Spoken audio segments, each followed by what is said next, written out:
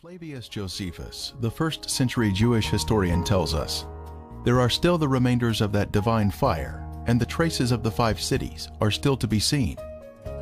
Popular thought has it that the cities were later covered by the waters of the Dead Sea, but if Josephus could see the cities in his day, then we should be able to view them also, as the water level has, if anything, receded since his time. Biblical description tells us the cities were spread out, forming a line along the Canaanite border, not grouped together in one area, as some may think. Driving along the coastal highway of the Dead Sea in Israel, one can soon see peculiar formations that are of a lighter color than the surrounding terrain. These are the Ashen cities, destroyed by the wrath of God. These cities were consumed by intense flames, a supernatural heat that was directed by the hand of God. Today there is ash that is of lighter color than the surrounding mountains and terrain. As mentioned in the Bible, this is a desolate area where nothing grows.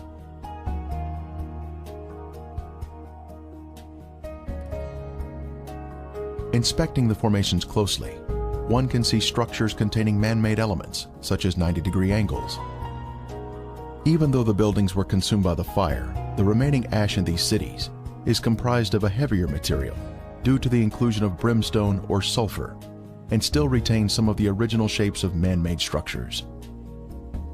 This stunning structure stands out as a singular formation with 4 sides, surrounded by a deep moat.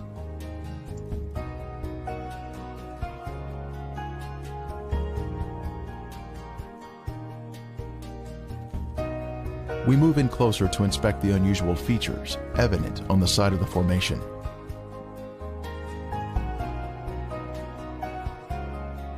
On the side of the structure, this swirling pattern is different from any type of sedimentary rock or soil that would normally contain horizontal, even layers.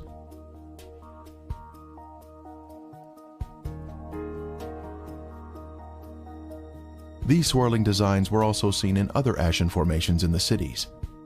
This is evidence of extreme heat, up to 6,000 degrees Fahrenheit, where thermal ionization occurs, when the electrons repel and attract, forming these unusual swirling designs.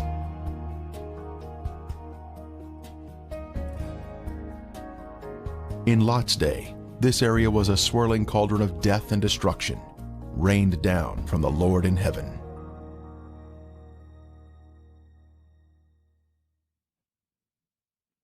Strange anomalies can be seen here, such as these fragile layers of material which disintegrate when touched.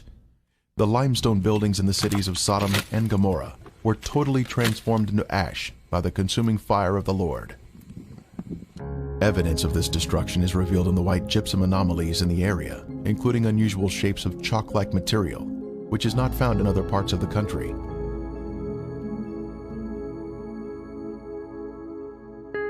Even layers of white and gray material can also be seen, comprising gypsum and ash. At the time of Elijah on Mount Carmel, the Lord sent down a superheated fire from heaven, consuming the stone altar and sacrifice, turning them into ashes. When God unleashes a consuming fire, it will turn stone into ashes. At the perimeter of this city, one can see this amazing Sphinx still standing today. It was a pagan symbol positioned at the edge of town, and was thought to protect the inhabitants from harm. The Sphinx stands alone as a singular structure with a defined shape. This particular Sphinx has an obvious demarcation between its base and the soil below it, another sign of a man-made structure placed on top of the soil. Later, we will see another Sphinx.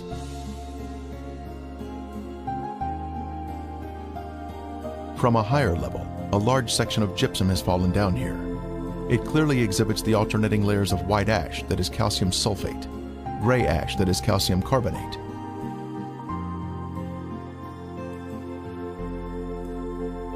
One can also find loose or powdery ash that is quite thick and has been deposited next to the formations. In the formations themselves, some material can be gently raked off the surface with the slightest touch.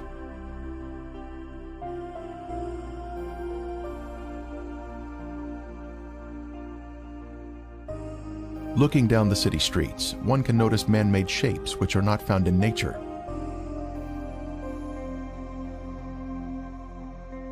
Here we see a building with square sides or 90-degree angles.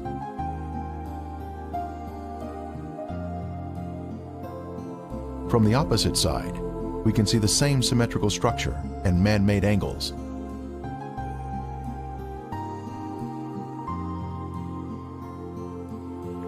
We can see the remains of walls that extended outward at 90-degree angles from the main structure.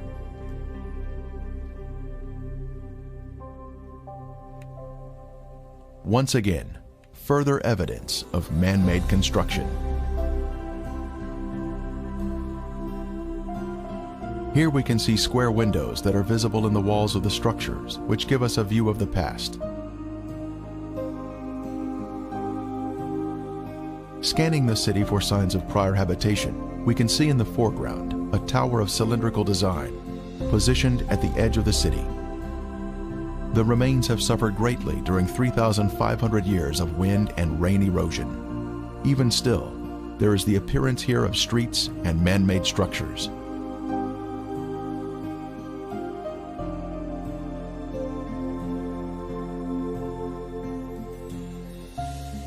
Here in the foreground, we have a conical shape resting on a raised area. A short distance away, we see another similar shape.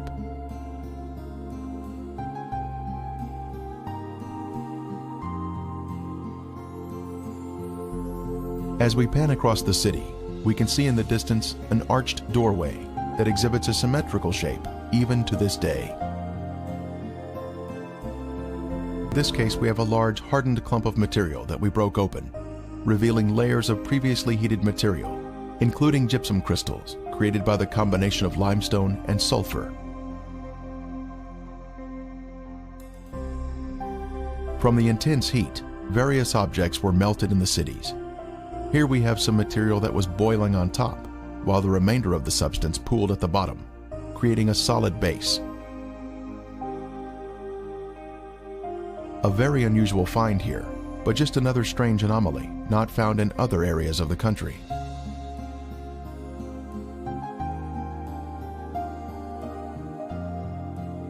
Here is another example of some type of substance that was melted from the extreme heat that God rained down from above. Resting on the ground, we find an unusual layer of gypsum crystals. Underneath the crystals is a layer of white gypsum, then gray ash, all of which was created by the great conflagration of heat, which consumed these sinful cities along the Dead Sea.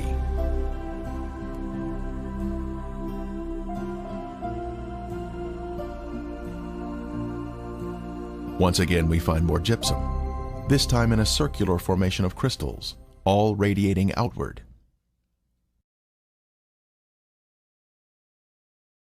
Brimstone.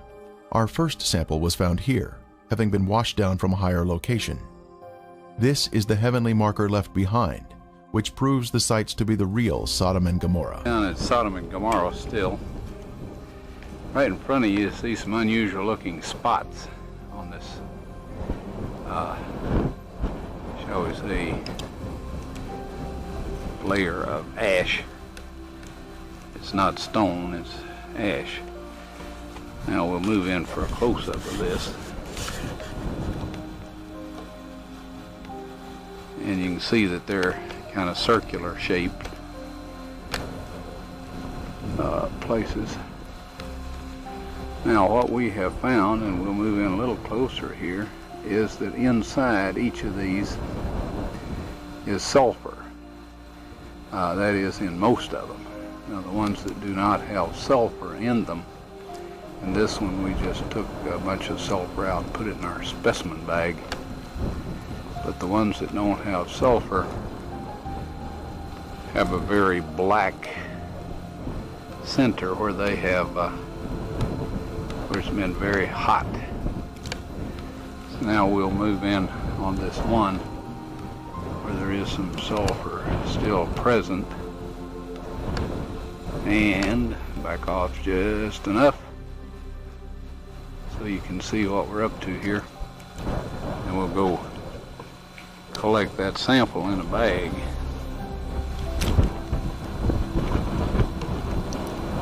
Before I started using this knife, it was very, very sharp.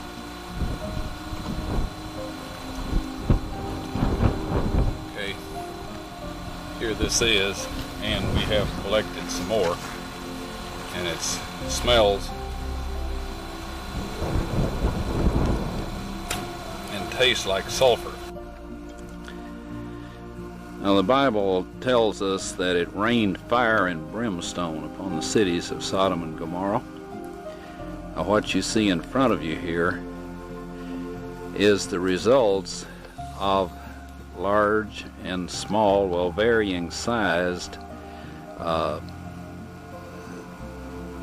chunks of sulfur, burning sulfur that have hit. And what we find here is that God rained this burning sulfur down upon this city, and rain is a perfect description of it. It landed just in the pattern that rain would fall, and the stuff, of course, the accumulative heat of all of this upon the city set the entire thing ablaze. The flash point of every material there, metal, stone, of course the people, and everything burned, and this sulfur continued to burn, and it vitrified the material around it after it had burned it all up, sealed itself off from the oxygen, and then of course smothered itself out. And in each of these little crystalline capsules here is a varying size chunk of sulfur, and there are millions of these in these ashes that we have here. Now some of them we have cracked open so you can see the sulfur inside, and others we have left intact, but there are millions of these here. So this shows that God indeed rained fire and brimstone upon these cities. And if you'll look in your dictionary, under brimstone, you'll find that it is sulfur. A piece of the brimstone from the cities was lit at night, and soon there was a beautiful blue flame produced by the burning sulfur. A very strong aroma of sulfur filled the air, and was overpowering if one directly breathed the fumes.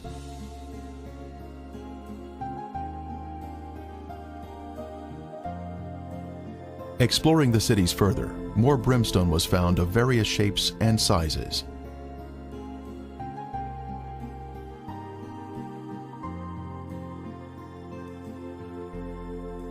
Several samples had been washed down to areas below and were added to our growing collection.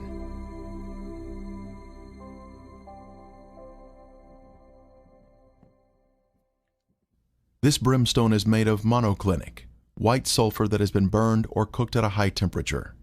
It is quite different from natural sulfur that is formed in geothermal areas. Samples were taken to a lab for analysis.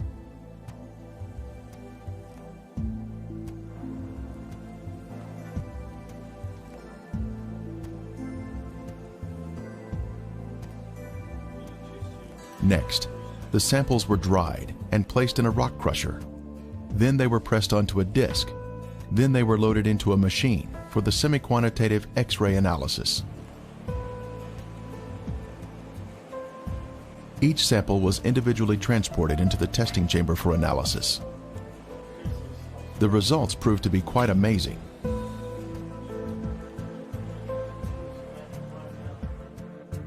As the samples were found to be 98% pure sulfur, unlike any other sulfur found on Earth.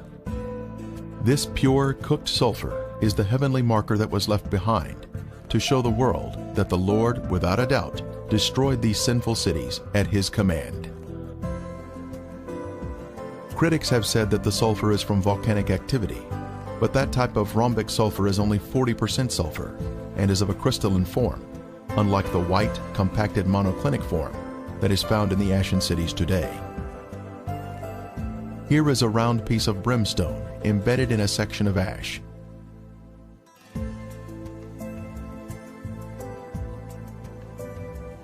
Another clump of ash contains a piece of brimstone that has a burn ring surrounding the unburned sulfur inside.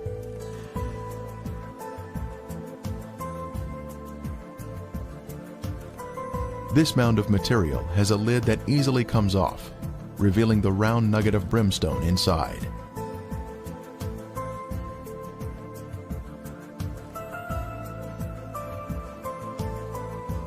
As we gaze across the southern end of the Dead Sea, we can view the El Lisan Peninsula in Jordan.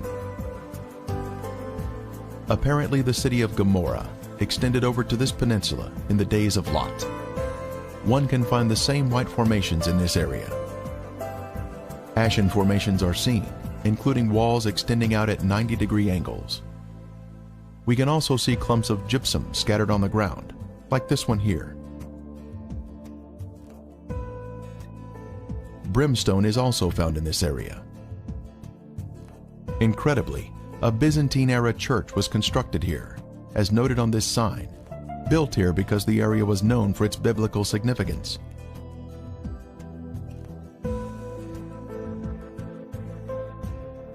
Back over at Gomorrah proper, we can see white, ashen worship structures built atop an acropolis or high place.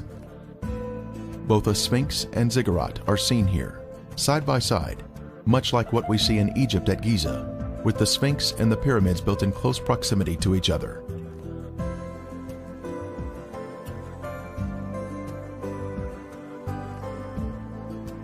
While inspecting Gomorrah, other visitors arrived to view the unusual formations. The Sphinx is made of a white material, whiter than the ash surrounding it. Perhaps it was built of more expensive components and dedicated to their pagan gods. The Sphinx represented a god of protection, but even it was consumed in the flames. It is approximately 30 feet long and is quite impressive, both in its shape and size. Resting near it is the ziggurat, symmetrical in shape and also comprised of a special white material. Here we can see a ziggurat standing next to a symmetrical tower. Next, we can see an arched door between two pillars, and once again, another arched door. As we scan across the city, our eye notices a raised white formation in the distance.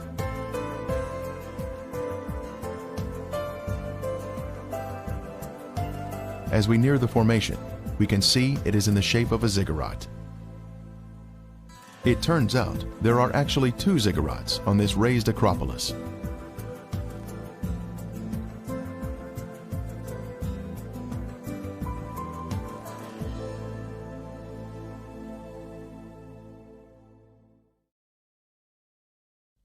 As we stood next to one of the ziggurats, our team found perfect specimens of melted brimstone, where the liquid from the burning sulfur had cooled down, forming a hard, crystalline shell around the unburned sulfur that was hidden inside.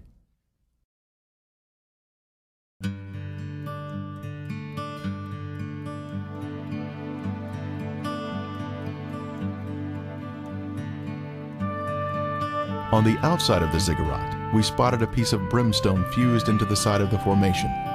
Using a knife, it was opened, revealing the pure brimstone inside.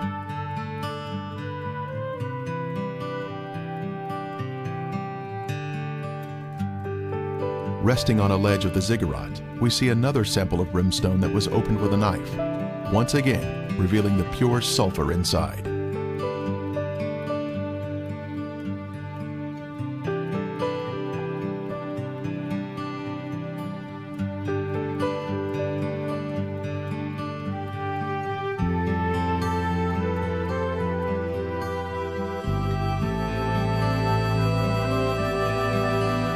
The most impressive evidence was this cremated bone fragment that was left behind from some lost soul of Gomorrah. The bone marrow inside was cooked until it had turned white.